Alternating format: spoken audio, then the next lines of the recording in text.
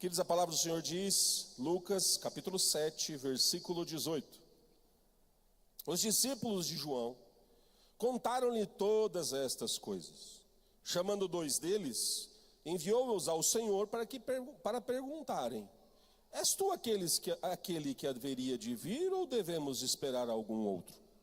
Dirigindo-se a Jesus, aqueles homens disseram: João Batista nos enviou para te perguntar: és tu aquele que haveria de vir, ou devemos esperar algum outro?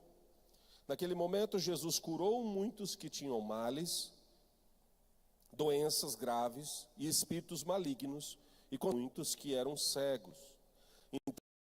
Então ele respondeu aos mensageiros: voltem e anunciem a João o que vocês viram e ouviram. Os cegos vêm, os aleijados andam, os leprosos são purificados, os surdos ouvem, os mortos são ressuscitados e as boas novas são pregadas aos pobres. E feliz aquele que não se escandaliza por minha causa. Depois que os mensageiros de João foram embora, Jesus começou a falar à multidão a respeito de João. O que vocês foram ver no deserto? Um caniço agitado pelo vento? Ou o que foram ver? Um homem vestido de roupas finas? Ora, o que vestes roupas esplêndidas se entregam ao luxo, estão nos palácios? Afinal, o que vocês foram ver? Um profeta? Sim, eu lhes digo, e mais que o profeta é aquele a respeito do que está escrito: enviarei o meu mensageiro à tua frente, e ele preparará o teu caminho diante de ti. Fecha os seus olhos. Pai, em nome de Jesus, nessa noite nós nos colocamos diante da tua santa palavra e pedimos que o Senhor venha falar conosco. Eu te peço em nome de Jesus. Amém. Queridos, nós estamos olhando para um homem que está em dúvida. Eu posso dizer que está passando por uma crise de fé. Eu te pergunto, como que se identifica alguém? Como você identifica uma pessoa? Como você sabe que aquela pessoa que diz que ela é ela mesma? Como que você faz? Se você conhece, tudo bem, não, isso aqui é o fulano, ok. Mas e se você nunca viu? E ela chega a você se apresentando como fulano de tal, e como é que você faz para identificá-lo? É bem fato que hoje em dia existem muitos crimes virtuais e digitais por causa disso. Alguém hackeia o celular de um amigo seu, de um familiar seu, e te liga.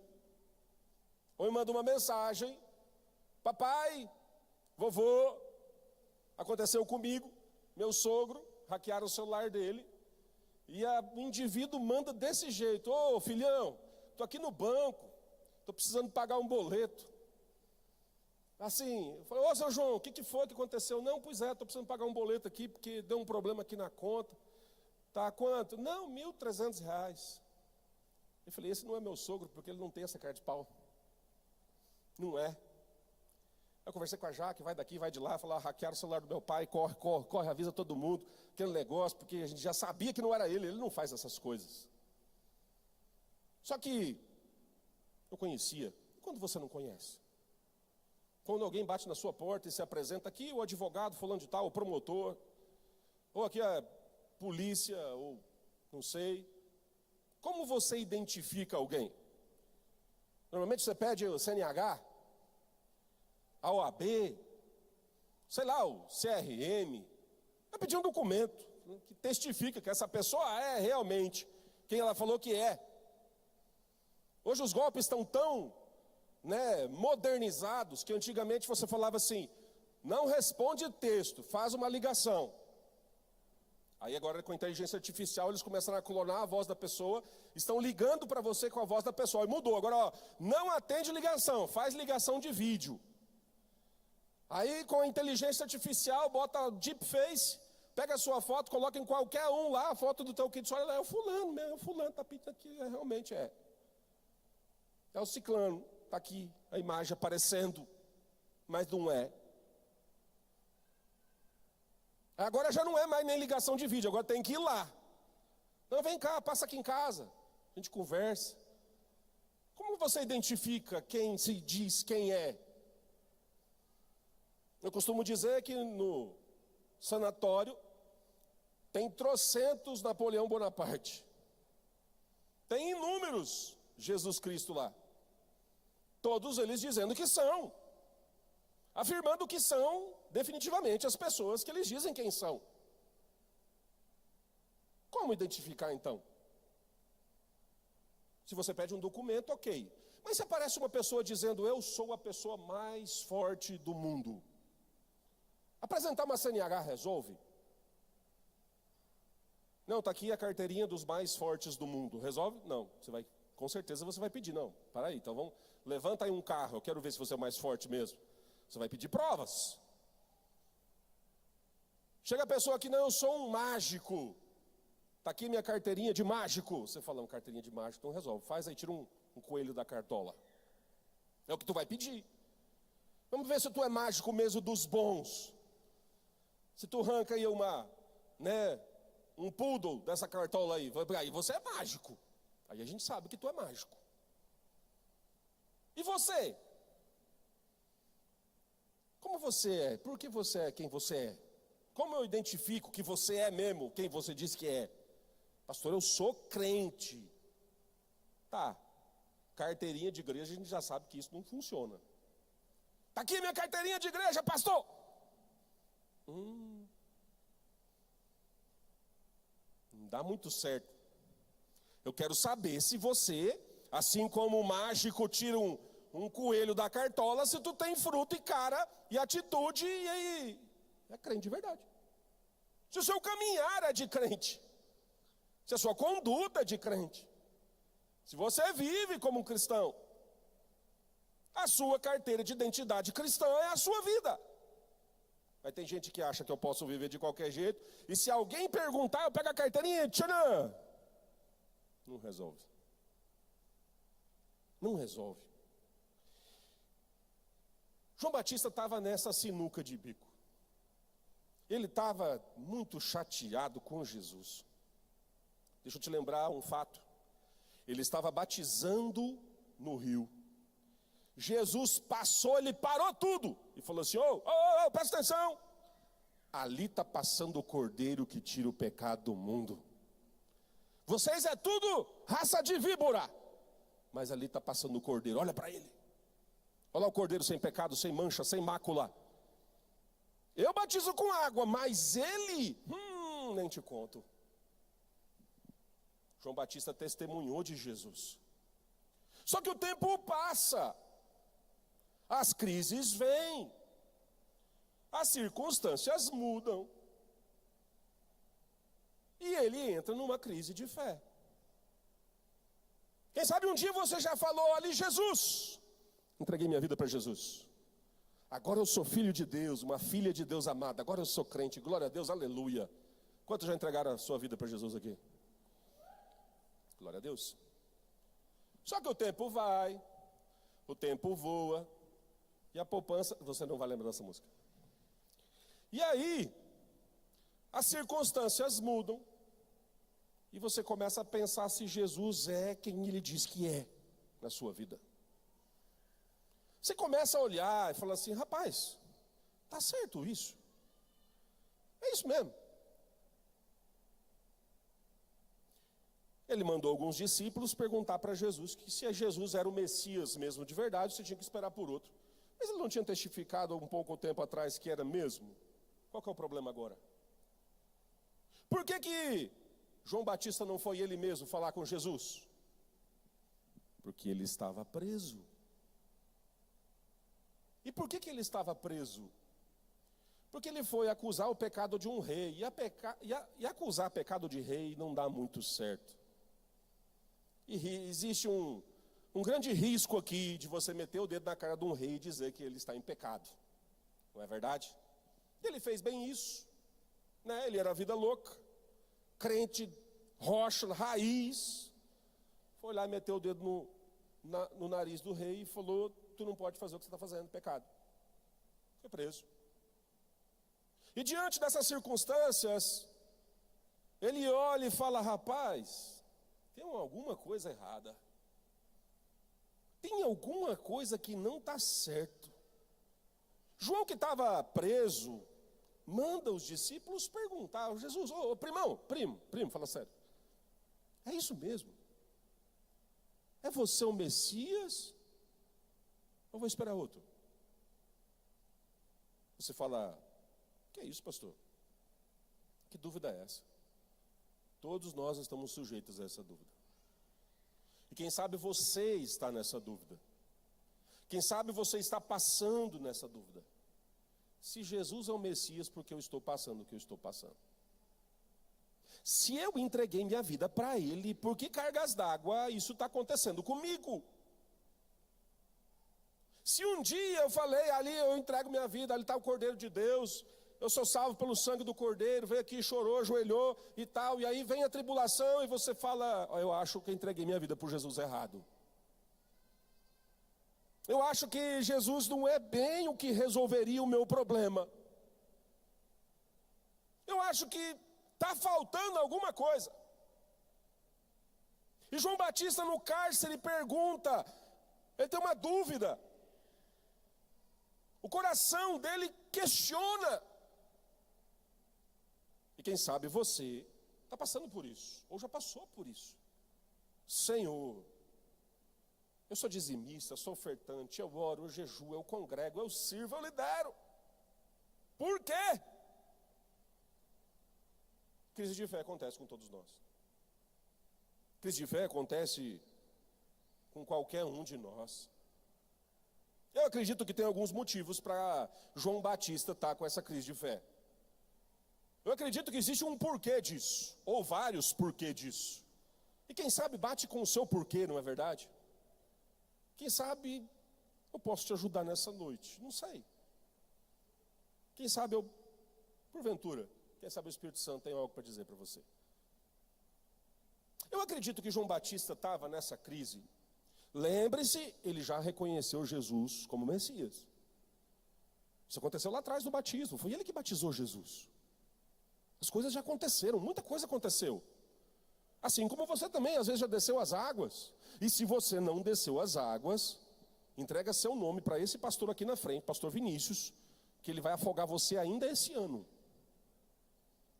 Preste atenção, ainda este ano. Você desceu as águas, assim como João Batista. João Batista batizou Jesus. Reconheceu Jesus publicamente e tal, mas agora ele está mal das pernas. Por que ele está desse jeito? Vamos pensar, quem sabe? Quem sabe ele está sofrendo um sofrimento injusto. Ele está passando por um sofrimento injusto. Quem sabe a injustiça o alcançou. João Batista está preso injustamente.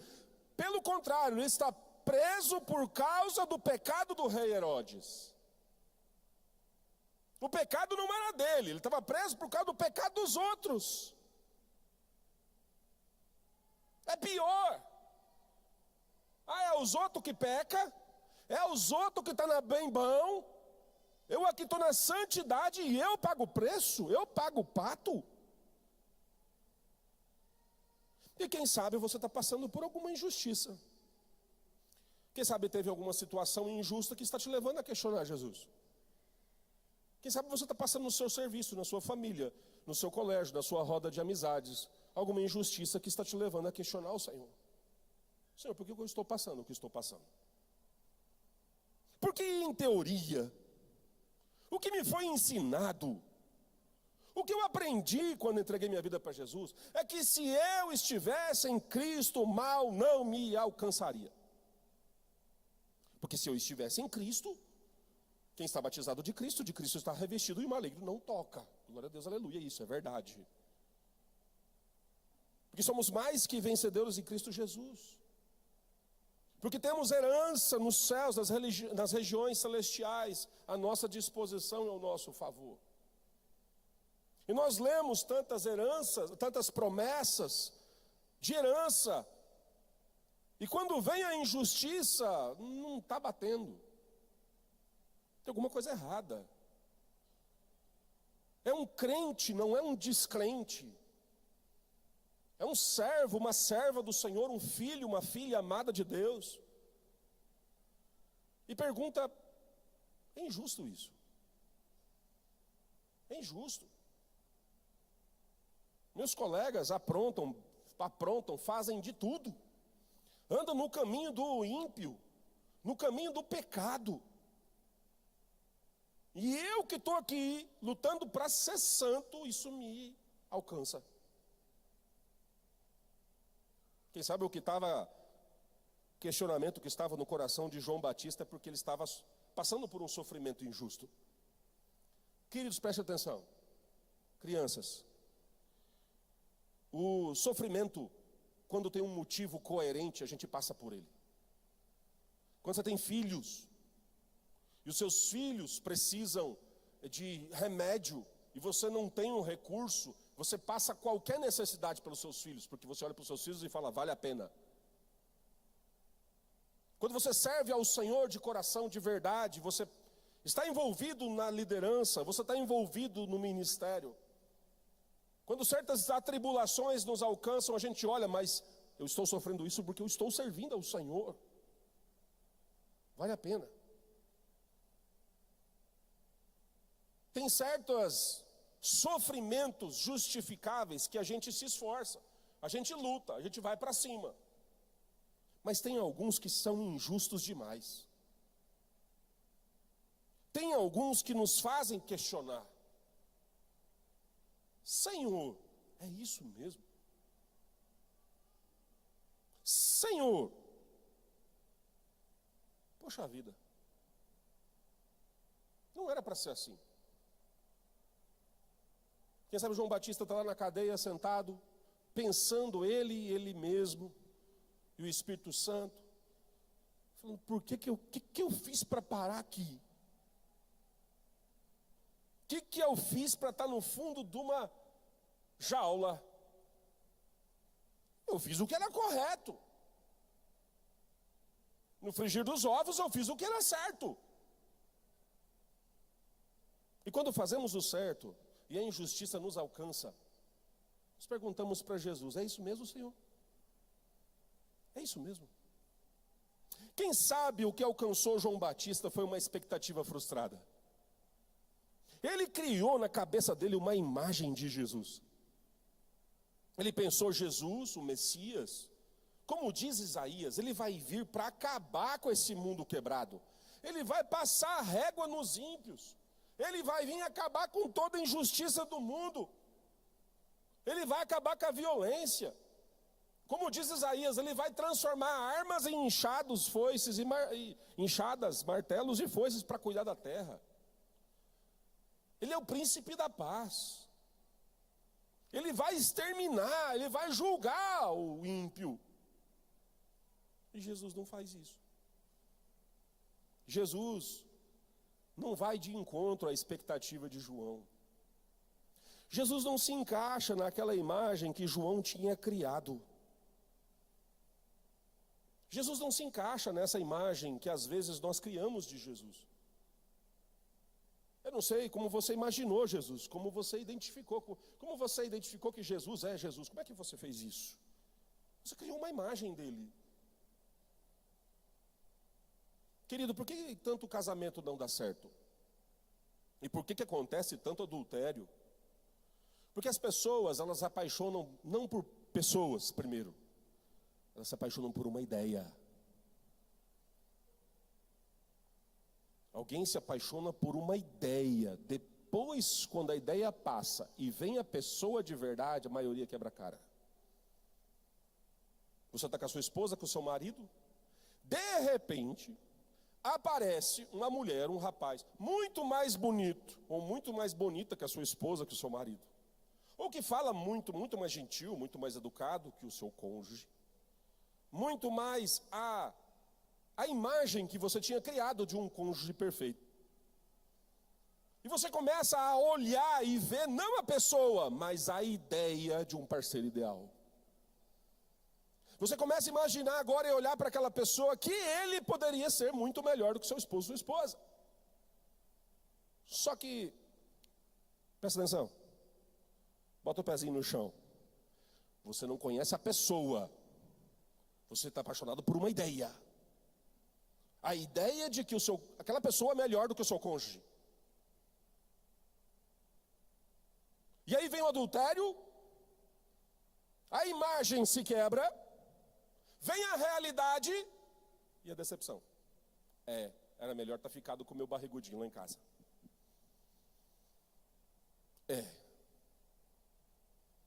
Por quê? Porque se apaixona-se por uma ideia. Não é uma pessoa de verdade.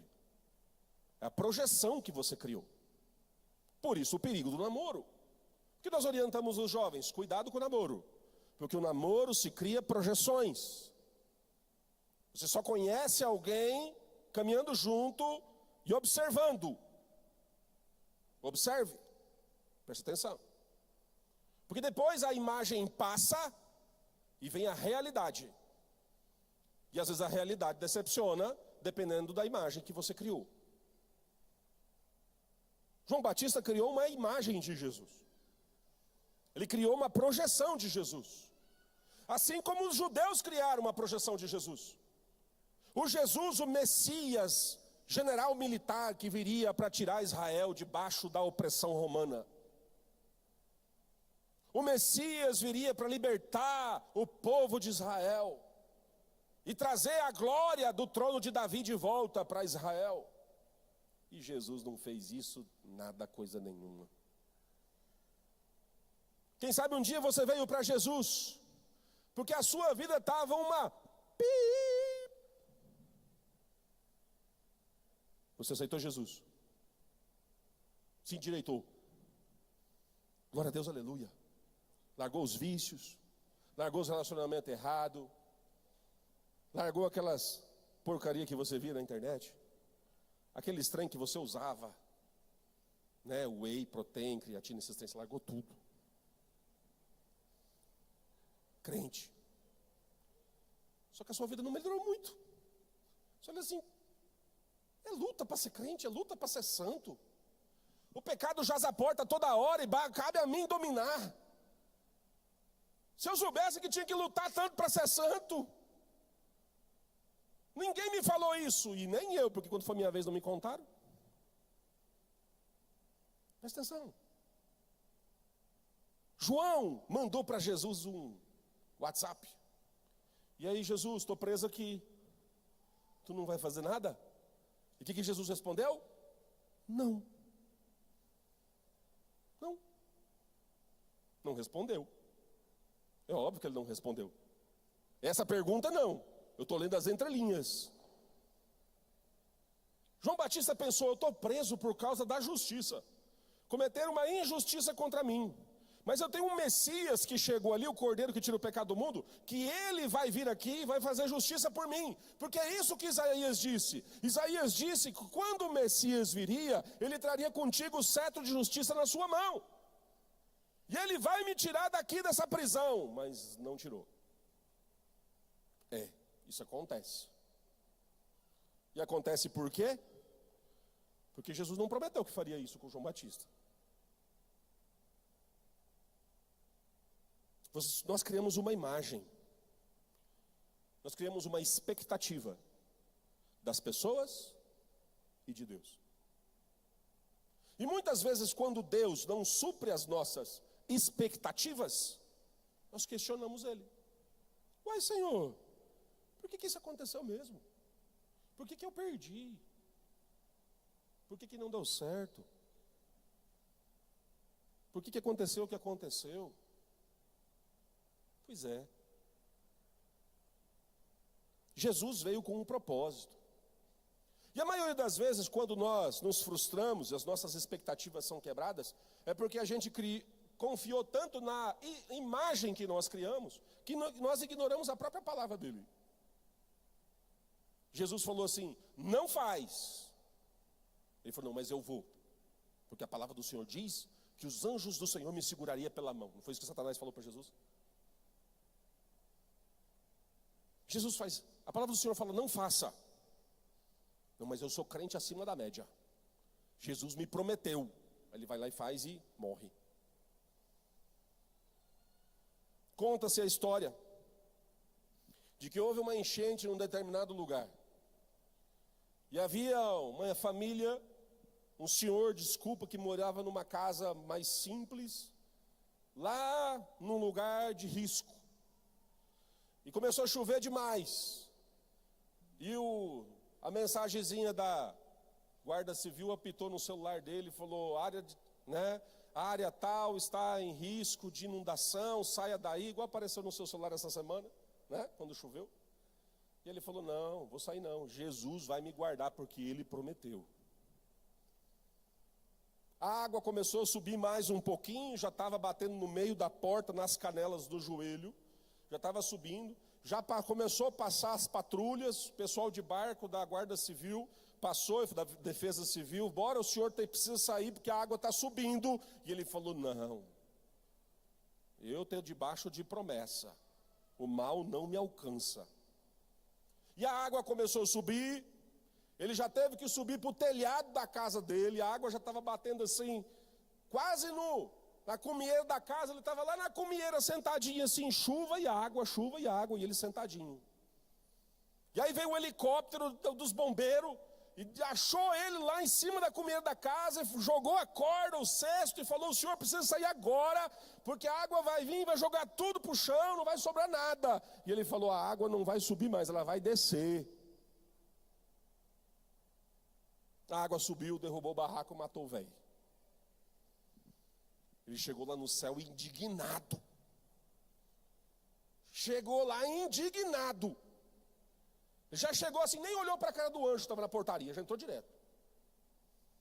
Chegou lá no trono do Senhor, falou, Jesus, o Senhor me prometeu que o Senhor não me deixaria morrer. E Jesus, eu tentei, mandei até helicóptero, você não escutou? E às vezes a gente é assim. Desse jeito. Criamos uma imagem que não é o Jesus de verdade. Por isso que muitos no sofrimento, na dificuldade, na tribulação não conseguem passar. Não conseguem entender que Deus tem um propósito até nessas coisas. Que Deus tem um porquê até nessas coisas. Quem sabe, de vez de questionar Deus, ele fala, Deus, o que eu preciso aprender com isso? O que o Senhor quer me ensinar com isso? Eu falo para todos os casais, tanto no curso de casais quanto no curso de noivos, que todo casal passa por um batismo de dificuldade financeira. Todo casal passa por um batismo de dificuldade financeira. Todo casal passa por um batismo de dificuldade financeira. Já passou, vai passar ou está passando. E por que Deus permite isso? Para que as falsas expectativas sejam quebradas. Para que a imagem que nós criamos seja despedaçada. Para que aquilo que nós sonhamos fora da realidade, e exigimos às vezes do cônjuge algo que não está à altura para que ele cumpra, aquelas exigências fora da realidade, e começa a trazer o casal de volta com os pés no chão, e viver a vida comum do lar, como diz o apóstolo Paulo, com discernimento. João precisava ter essa imagem quebrada e entender quem Jesus é de verdade. Quem sabe o que errou, onde João Batista errou, foi na perspectiva profética dele. Afinal de contas, Jesus, a palavra fala que ele veio com um propósito, mas ele não entendeu esse propósito. Jesus veio para toda a humanidade. Veio para resgatar pessoas como eu e você, que não são judeus coisa nenhuma, que não estavam debaixo das promessas de Abraão, mas agora em Cristo Jesus estão. Porque não estavam debaixo de uma palavra de salvação, mas agora em Cristo Jesus estão. Porque não tinha sangue ao seu favor, mas agora tem. Jesus veio para nos salvar. Claro que Jesus veio para nos trazer para perto de Deus. E quando os discípulos de João vieram e falaram isso para ele, o que Jesus respondeu? Respondeu com sinais. Respondeu com sinais. Naquele momento, Jesus começou a curar. Os cegos vêm, os coxos andam. Os demônios são expulsos e os mortos ressuscitam. João, fala lá para João que é isso que está acontecendo. Fala lá para João que a profecia está se cumprindo na minha pessoa. Fala lá para João que tudo que os profetas antigos falaram está acontecendo. Fala lá para João que eu sou o Messias. Fala lá para João que eu sou Jesus, o Cristo, aquele que ele estava esperando. Eu não preciso esperar outro. E às vezes é isso que Jesus faz comigo e com você. As nossas falsas imagens precisam ser quebradas. As nossas falsas expectativas precisam ser destruídas. E precisamos começar a ver Jesus como Ele é de fato. Como Ele é de verdade. Jesus não morreu para te deixar rico. Porque Ele diz. Engraçado o que Ele fala, né? E dirigindo Jesus àqueles homens, disseram: João Batista nos enviou para responder. Naquele momento Jesus curou muitos que tinham males, doenças graves, espíritos malignos, e concedeu visão a muitos que eram cegos. Volta e anuncia, João, que vocês viram e ouviram: os cegos veem, os aleijados andam, os leprosos são purificados, os surdos ouvem, os mortos são ressuscitados e as boas novas são pregadas aos pobres. Os pobres ficaram mais ricos porque alcançaram as boas novas da salvação. O que Jesus deu para os pobres não foi dinheiro ou riqueza. O que Jesus deu para os pobres foi o Evangelho. Mas ainda temos a mentalidade de que se eu estou em Cristo, tudo o que eu quero eu vou ter. Querido, preste atenção. Não é bem assim. Diga para a pessoa que está do seu lado: não é bem assim. Que João não saiu da cadeia. Quem sabe você está olhando para a sua vida e falando assim: beleza, já percebi que algumas coisas não é para mim. Você já está começando a entender. Você já começou a amadurecer. Agora eu tô, beleza, ufa, ainda bem, né? O problema às vezes não é ver Jesus errado, é querer permanecer no erro. E Jesus vai falar para João que sou eu mesmo. Só que mesmo sendo Jesus o Messias a qual ele esperava, a sorte de João não mudou. Só que tem uma coisa: com certeza algo mudou em João. Quando Jesus provou para ele que sim, os sinais estão acontecendo, João, igual os profetas antigos disseram. Os cegos vêm, os aleijados andam, os demônios são expulsos, os mortos são ressuscitados. Jesus está falando para João: eu sou aquele que profetizaram, João. Sim, eu sou aquele que pode mudar não só a sua sorte, mas como a sorte de toda a humanidade. Querido, quando nós estamos de frente de Jesus de verdade, não o Jesus que nós criamos. Lutero diz que o coração do homem é uma fábrica de ídolos, e é verdade. Por isso que você deve se esforçar em conhecer Jesus e quem Ele é. Você precisa se esforçar na palavra do Senhor, em conhecer a Cristo. Se você só conhece Jesus daquilo que é pregado neste microfone nos domingos, você corre o sério risco de estar criando um Jesus diferentão para você. João, relaxa. Sou eu mesmo. João, por conhecer as Escrituras e saber que aquilo que Jesus estava fazendo de verdade batia. João, por saber que havia uma promessa, havia uma profecia, e aquilo estava acontecendo, ele descansou. Sabe por que não alcançamos descanso? Porque não se encontramos com Jesus de verdade. Porque quando nós nos encontramos com Jesus de verdade, perguntamos: é tu, Jesus? E ele fala: sou eu. As coisas se encaixam dentro de nós. Quando você se encontra com Jesus de verdade, o Messias, o Salvador da sua vida, você encontra descanso. E a pergunta é: por que andas tão agitado, tão ansioso, tão ansiosa, desesperado, desesperada? Por que andas nessa angústia? O que falta? falta descansar em Jesus. Ide anunciai a João o que vistes e ouvistes.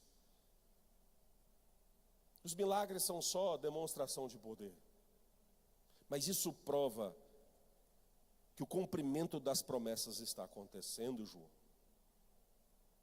Querido, olha para a sua vida ao seu redor. Por mais que você diga para mim, não está mudando nada, é óbvio que está. Por mais que você diga, pastor, não está do jeito que eu quero, eu concordo contigo, e nem vai ficar muitas vezes. Porque se você entregou a sua vida para Jesus, vai ficar do jeito dele, não do seu. E aqui é chocante. Bate um desespero. Então quer dizer que não vai ficar do meu jeito no final? Poxa vida, eu queria tanto um bolo com cobertura de morango, com recheio de abacaxi, aquele glacê de Nutella escorrendo, não vai ter? Jesus pode ser que faça outro para você, mas vai ficar bom do mesmo jeito. Porque essa é a questão. Se você conhece Jesus de verdade e fala, esse é o Messias, não tem questionamento, você descansa porque Ele tem o melhor para a sua vida. Quando você conhece Jesus de verdade, quando você identifica Jesus na sua vida e você fala, achei o Cristo, achei o Cordeiro, com certeza a sua vida vai mudar. Não do seu jeito, do jeito dele. Quem sabe o que nós precisamos? Quem sabe você está igual João Batista. Será que eu entreguei minha vida para o Jesus correto? Será que é isso mesmo? Quem sabe o que está pegando é exatamente isso. Deixar Jesus fazer a obra dele na sua vida. E entregar de vez para ele fazer. Quem sabe você está ainda igual o Danal, segurando a vela, segurando o cabo, né? Quem sabe você está lá com as duas mãos ainda segurando o volante da sua vida com toda a força que você tem, e falando, eu quero ir para a direita, e Jesus dizendo, mas é para você ir para outro rumo. E você está frustrado com Jesus porque Ele não deixa você virar para a direita. E você fala, Jesus, eu quero ir para a direita, Jesus, mas não é para ir para a direita. Ah, Senhor, mas eu queria tanto. E Jesus fala, mas eu não queria. E agora? Como é que fica essa história? A pergunta inicial vale para mim e para você. Você conhece Jesus de verdade? Ou está apaixonado por uma imagem que você mesmo criou dele? Isso é muito sério. Você entregou sua vida para Jesus de verdade e descansa nisso? E descansa, fala, Senhor, a minha vida é sua, eu estou descansado na tua presença, eu sei que o Senhor tem o melhor para mim, eu sei que o Senhor tem o controle de todas as coisas, e eu vou descansar nessa verdade. Você ainda está brigando com a vida, brigando com o rumo, brigando com a direção, e falando, não é isso que eu queria, não é isso. Preste atenção, frequentar a igreja não resolve. O que resolve é um relacionamento íntimo e profundo com a pessoa de Jesus. É isso que é o X da questão. Pessoas entram e saem de igrejas todos os dias, sem entender que o seu chamado não é para esquentar banco e frequentar a igreja, mas é para conhecer o Senhor cada dia mais. Para entrar na presença dEle, não todo domingo, mas todo dia. E saber quem o Jesus é na sua vida. João não saiu do cárcere. Muito pelo contrário. Teve a cabeça entregue numa bandeja. E foi a cabeça entregue numa bandeja para injustos, para gentios, para homens prepotentes, orgulhosos, pecadores. Mas nessa altura do campeonato, João não estava mais preocupado com essas coisas, porque ele encontrou o Jesus verdadeiro, ele encontrou o Messias verdadeiro. E quando a gente encontra Jesus o Cristo, a gente descansa. Quando a gente encontra Jesus de verdade e pergunta: é tu mesmo, Senhor? E ele fala: sou, a gente descansa. Você pode estar no olho do furacão, e pode ser que Jesus não acalme o furacão. Pode ser que você esteja na tempestade do mar, e as ondas se levantam e batem contra o rochedo da sua vida, contra a sua vida. Você fala: Senhor, e Jesus não acalma a tempestade do mar. Mas se Ele estiver do seu lado, você descansa. Conta uma história que foi feita uma vez uma campanha publicitária com diversos artistas para descobrir quem poderia ilustrar melhor a imagem da paz. Se levantaram grandes pintores e falaram: o alvo é vocês ilustrarem na pintura a imagem do que significa, do que extrai a essência do que é paz. E muitos pintores foram lá e pintaram campos bucólicos, aqueles campos da roça com aquela brisa suave, pássaros voando, as vacas pastando, as flores, tudo bonitinho. Outros pintaram a pomba da paz com um ramo de oliveira no bico. Outros pintaram várias ideias. Só que teve uma que sobressaiu a todos os outros. Um pintor pintou um grande penhasco profundo. No fundo desse penhasco, as águas do mar batiam fortemente contra esse penhasco.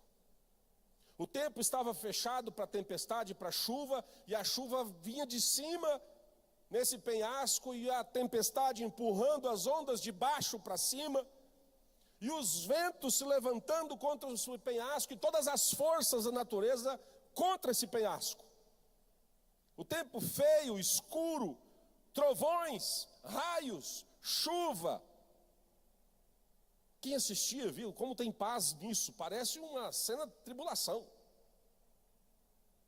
Mas num cantinho do penhasco, numa pequena encosta, tinha um ninho de andorinha, a qual uma andorinha cuidava dos seus filhotes em paz. A paz que você procura não é a paz que você encontra, porque você não entendeu a paz que Jesus tem para te dar. E o próprio Senhor diz que eu vos dou a minha paz, não a paz que o mundo vos dá, mas a paz que excede todo o entendimento. Sabe o que é ter paz? É no meio da tempestade entender que Jesus é contigo.